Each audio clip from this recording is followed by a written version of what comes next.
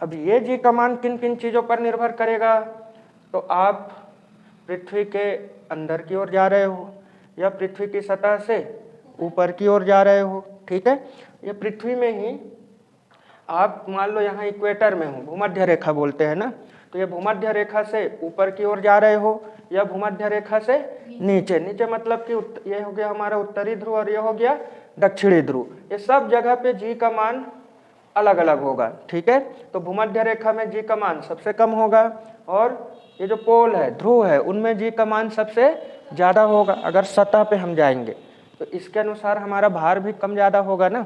तो यही हम देख रहे हैं सबसे पहला टॉपिक, ऊंचाई के साथ जी के मान में परिवर्तन, कि ऊंचाई में जाने पर स्मॉल जी के मान में क्या अंतर आता है, ये हमको सीखना है, ठीक है। तो डालो, टाइटल डालो। एक चित्र बना लो छोटा सा। माना आर त्रिज्या व एम द्रव्यमान है पृथ्वी का, लिखना नहीं अभी। इसकी सतह से एच ऊंचाई पर कोई स्मॉल एम द्रव्यमान का वस्तु रखा है। यहाँ से ये सतह का ऊंचाई एच है और यहाँ से इसकी ऊंचाई तो आ रही है, ठीक है। ये चित्र बनाओ, इसको हटा दो। यहाँ तक पृथ्वी की त्रिज्या है और ये उसका केंद्र है। ये वेरी इंपॉर्टेंट क्वेश्चन है, आएगा ही आएगा ये एग्जाम में, ठीक है। लिखो, माना, ध्यान से याद भी करते जाना है और लिखते भी जाना है। ये चित्र को देखो, इसी को ही याद करोगे, उसी को लिखना है। पृथ्वी का द्रव्यमान क्या है? एम। उसकी त्रिज्या हमने क्या लिया है? आर। इसकी सतह से एच ऊंचाई पर हम रखे हुए हैं एम द्रव्यमान की वस्तु, इन्हीं को लिखना है। तो लिखो, माना पृथ्वी का द्रव्यमान एम तथा त्रिज्या आर है, कैपिटल आर लिखना, त्रिज्या आर है, पृथ्वी का द्रव्यमान एम तथा त्रिज्या आर है।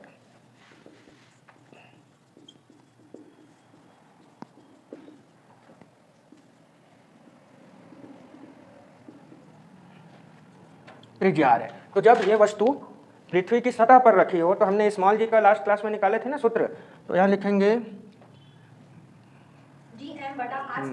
यदि वस्तु पृथ्वी की सतह पर हो तब गुरुत्वीय त्वरण, ये यहाँ पे वस्तु रहेगा तो गुरुत्वीय त्वरण स्मॉल जी बराबर लिखेंगे क्या? G M by R square. यही तो आया था पिछला जो फॉर्मूला था, है कि नहीं? इसको दे देना समीकरण नंबर 1। अब यही वस्तु कहाँ चला जाएगा? ऊपर। तो ऊपर जाएगा तो देवी का केंद्र से कितना दूरी होगा उसका? एच प्लस होगा कि नहीं? अरे यहाँ तक 5 होता, यहाँ तक 2 होता, तो कुल कितना है बोलते तो क्या करते? आता ना। तो कैसे आया वो 7? दोनों को प्लस किए, तो सेम वैसे ही, ठीक। नेक्स्ट लाइन से लिखो, अब यदि वस्तु पृथ्वी की सतह से एच ऊंचाई पर हो तब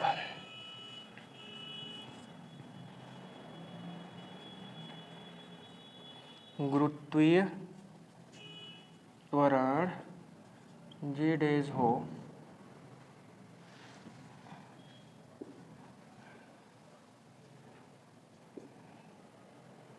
होने से, यदि देखो, अब यदि पृथ्वी की सतह से वस्तु पृथ्वी की सतह से एच ऊंचाई पर होने से गुरुत्वीय त्वरण जी डेज हो, ठीक है, इसको भी हटा दो, जी डेज हो, तब उस केस में क्या होगा? जी डेज बराबर जी एम तो वैसा ही रहेगा और आर की जगह क्या आ गया है?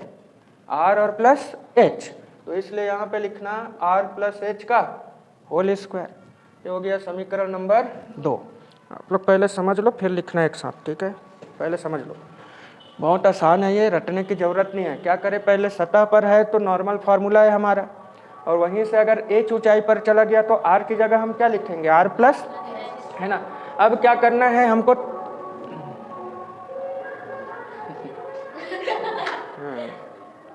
ठीक है, अब हमको क्या करना है, दोनों की तुलना, किसका किसका, पहले कितना था और अब कितना हो गया। तो कभी भी किसी चीज को तुलना करना है तो क्या करेंगे, दोनों को भाग करेंगे, ठीक है। तो समीकरण 2 तथा 1 से दोनों को भाग कर दो, लेकिन दूसरे वाले में पहले वाले को। तो GM by R plus H के अपॉन में का कर देना, GM बाई आर का स्क्वायर और इसका होल स्क्वायर है ना, ऐसे। तो ये देखो ये GM और, अच्छा चलो ऐसे में समझ नहीं आएगा तो ये कर लेते हैं। ये लाइन समझ आया। आगे क्या करो, ये जो डिवाइड लाइन है ना, इसको गुणा में बदल दो, ठीक है। तो क्या आ जाएगा, ये G dash by G is equal to GM by R plus H का होल स्क्वायर इंटू, ये नीचे है वो और ऊपर वाला, तो GM से GM कट गया भाई। तो G dash by G is equal to क्या मिला, R square by R plus H का, समझ में आया। ये है आर यहाँ स्क्वायर रखा है, एच दोनों का स्क्वायर है, तो हम जिसको भी बाहर लेंगे वो अपना स्क्वायर लेके बाहर आ जाएगा। यहाँ आर था वो चला गया, तो बचा क्या 1 प्लस एच के पास आर था क्या, नहीं, तो नहीं है तो इसको देना पड़ेगा, तो दे दिए, सॉरी होल स्क्वायर है, ये दे दिए आर का होल स्क्वायर। अब ये आर और ये आर कैंसल, ऐसा समझना, ठीक है। ये बड़ा लंबा हो जाता है। तो आगे ऊपर में बचा 1, नीचे क्या बना 1 प्लस एच बाई आर का होल स्क्वायर। इसको ऊपर लेके जाओ तो ये क्या बन जाएगा 1 प्लस एच बाई आर पूरे का पावर -2, समझे। +2 था, ऊपर गया तो। अब एक चीज़ समझना, मैथ्स वाले इसको 11वीं में पढ़ते हैं, जब ये पावर ऐसे आ जाता है, माइनस में हो या कोई बहुत बड़ा पावर हो, मान लो ये प्लस में होता तो ए प्लस बी का होल स्क्वायर में तोड़ देते, लेकिन क्यूब होता तो भी तोड़ सकते हैं। जहाँ 3 से ज़्यादा पावर है, बटा में पावर है या माइनस में पावर है, तो इस तरह के क्वेश्चंस को बाइनोमियल एक्सपेंशन से सॉल्व करते हैं, द्विपद प्रसार बोलते हैं, ठीक है। तो यहीं पे लिख देंगे द्विपद प्रसार से ये जो होगा ना 1 प्लस एच बाई आर, ध्यान रखना बस इतना ही जानो आप, जो भी ये पावर है वही यहाँ सामने में गुणा हो जाता है, ठीक। तो कितना है पावर में -2, तो ये -2 एच बाई ऐसे आर लिखेंगे, और ये माइनस और ये माइनस मिलके प्लस, ये माइनस और ये प्लस मिलके माइनस, तो यही क्या बन जाएगा 1 - 2h बाई आर। इस पूरे डेरिवेशन का यही एक पॉइंट है जिसको आपको स्पेशली याद रखना है, ठीक है। तो द्विपद प्रसार से हम क्या लिखेंगे 1 प्लस, अच्छा इसको समीकरण दे के रख दो, एक तीसरा ना, तो 1 प्लस एच बाई आर पूरे का पावर -2 बराबर हो जाएगा 1 - 2h बाई आर। जो पावर है उसी को क्या करोगे, सामने में गुणा कर देना, ठीक है। तो ये माइनस और ये प्लस क्या हो गया रखो, तो इसलिए समीकरण 3 से क्या होगा जी डैश बाई जी बराबर 1 - 2h बाई आर। ये लाइन समझ आया कि नहीं। डेरिवेशन बहुत आसान है। पहले क्या करोगे, जी का मान निकाले जो पहले पढ़े हैं, इसी में ऊंचाई में जब गए तो इस हार के साथ क्या जोड़ देना h, फिर दोनों को क्या करेंगे भाग, GM कटा तो ये बचा, r को क्या करेंगे कॉमन लेने के बाद ऐसा आएगा, इसको ऊपर ले जाएंगे तो पावर क्या होगा माइनस, और द्विपद प्रसार से जो भी वहाँ है वही सामने आ जाएगा, ठीक है। आगे देखो, इसको थोड़ा अच्छे से समझना। सामने में क्या लिखा है 1, उस साइड को देखना, -2h बाई आर लिखा हुआ है। इसका मतलब बेटा इसको सॉल्व करने पे जो भी मान आए, h का मान रखे, r का मान रखे, जो भी रखे, उसको क्या करेंगे हम 1 में माइनस करेंगे, और 1 में माइनस करोगे तो आंसर 1 से बड़ा आएगा कि छोटा आएगा ना, 1 से छोटा ही आएगा। हाँ, और 1 से छोटा आ रहा है, इसका मतलब आप देखो कि यही जी डैश बाई जी का भी मान मैं बोल सकता हूँ कि 1 से छोटा रहेगा।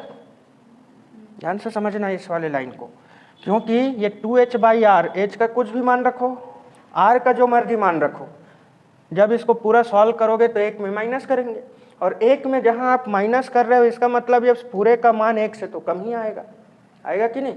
जैसे देख लो एग्जाम्पल के लिए, सपोज करो हम एक एच का मान ले रहे हैं, मान लो कितना 5, तो 2 इंटू क्या हो जाएगा 5। आर का मान सपोज करो हम ले रहे हैं 100, ठीक है। तो ये क्या बनेगा 10/100, मतलब 1 माइनस 1 0 1 0 कट 0.1 आया, कटाएंगे तो ये क्या होगा 0.99 या 0.9, समझ रहे हो। तो 1 से तो छोटा हो गया ना। तो आप यहाँ एच और आर का जो मर्जी मान रखो, जो मर्जी, हमेशा उसका कुल मान 1 से छोटा होगा। इस वजह से हम बोल सकते हैं कि भाई जी डैश बाई जी का भी मान 1 से छोटा होगा। इसी को तिर्यक गुणा करें तो यहाँ पे लिखना चूंकि जी डैश बाई जी छोटा है किससे 1 से, अतः यहाँ पे दिस इम्प्लाइज लगाना जी डैश भी छोटा होगा किससे जी से। तिर्यक गुणा करो, देखो इसका इससे गुणा किया तो ये मिला ना। तो जी डैश छोटा आ रहा है किससे जी से, और जी डैश किसका मान है जब ऊंचाई में लेके गए हो, जी किसका मान है जब सतह में रखे थे। तो सतह से जब भी ऊपर लेके जाओगे तो जी के मान में क्या हो रहा है कमी आ जा रहा है, छोटा है मतलब क्या है तो यहाँ पे लिखेंगे अतः ऊंचाई के साथ जी का मान जी के मान में कमी हो जाता है। बस ये मेन आंसर है हमारा। इतना आया समझ में कि जब भी ऊपर चीज़ों को लेके जाओगे तो जी का मान क्या होगा कम हो जाएगा। ये लाइन समझ आया। फिर से देख लो 2h/r का हम जो भी मान रख रहे हैं उसका मान 1 में घटाएंगे, मतलब इसका कुल मिला के मान जो है 1 से छोटा ही होगा। और जब इसका मान 1 से छोटा है तो इसका भी मान जी से छोटा होगा। तो इससे हमको ये समझ आ रहा है कि किसी चीज़ को ना जैसे जैसे आप ऊपर लेके जाते जाओगे, ऊपर ऊपर और ऊपर, तो जी का मान क्या होगा कम कम कम होते जाएगा। एक टाइम ऐसा आएगा कि पृथ्वी के गुरुत्वाकर्षण क्षेत्र से अगर बाहर चले गए तो वही जी का मान क्या हो जाएगा 0। जैसे अंतरिक्ष में जाते हैं और जी का मान 0 होगा तो हमारा भार भी क्या होगा 0, शून्य भार हो जाएगा, है ना। समझ आया। तो जैसे जैसे ऊंचाई में जाते हैं जी के मान में परिवर्तन होता है या जी का मान कम हो जाता है। ठीक, नोट करो।